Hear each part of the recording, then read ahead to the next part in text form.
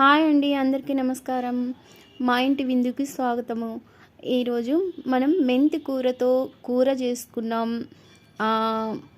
ఎప్పుడు చేసుకున్నాం.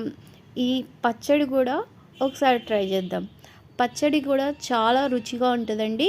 ఎందుకంటే షుగర్ పేషెంట్కి మెంతులు తినమని చెప్తారు. అయితే వాళ్ళు తినలేరు.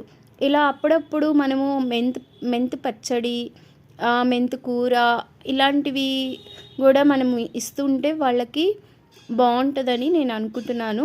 అయితే అందరికీ తెలిసేమో, కానీ ఒకసారి ఇలా ట్రై చేద్దాము. అయితే కడాయి పెట్టేసుకొని ఒక టేబుల్ స్పూన్ ఆయిల్ వేసి దాంట్లో జీలకర్ర, ధనియాలు, ఎండుమిరపకాయ, 4 పచ్చిమిరపకాయలు, నేను మెంతాకు ఒలిచి పెట్టేసుకున్నాను, శుభ్రం కడిగి అది కూడా వేసేసుకున్నానండి. దీంట్లోనే మనం టమోటాలు పెద్ద ముక్కలుగానే కోసేసుకొని కొంచెం ఉడకనివ్వాలండి. ఉడుకుతున్నప్పుడే కొంచెము దీంట్లో లైట్గా సాల్టు వేసేస్తున్నానండి. కొత్తిమీర కూడా వేస్తున్నాను. ఇది కొంచెం వేగుతూ ఉంటుంది కదండి. వేగినాక చింతపండు వేసుకోవాలండి. రవ్వ అంతా చింతపండు ఎవరికైనా ఇష్టం లేదంటే సిప్ చేయొచ్చు. అయితే చట్నీలో చింతపండు బాగుంటుందండి. ఇప్పుడు చల్లారి పెట్టుకొని మిక్సీ కొట్టేసుకోవాలి. అది పక్కన తీసి పెట్టుకొని తాలింపు వేసుకోవాలండి.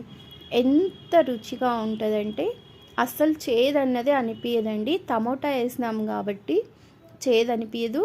అది కాక పచ్చిమిరపకాయ ఇది రైస్లోనూ మనం ఇడ్లీ, దోశ దేంట్లో అయినా తినొచ్చండి. చాలా బాగుంటుంది. మీరు ఒకసారి ట్రై చేయండి. ఇలా మెంతి కూరతో మనం చట్నీ కూడా ట్రై చేస్తే బాగుంటుంది. వీడియో చూస్తున్నారు, లైక్ చేయండి, సబ్స్క్రైబ్ చేయండి ప్లీజ్. ఇలా మనం మన ఇంట్లో ఉన్న వస్తువులతోనే మనము ఏం చేయాలా అని ఆలోచించుకుంటూ ఉంటాము. కానీ ఇలా ఏదో ఒకటి ట్రై చేస్తూ ఉంటే అన్నీ మన ఇంట్లోనే ఏదో ఒకటి తయారైపోతాయి. ఇట్లా ఒకసారి ట్రై చేయండి. Thank you watching. Please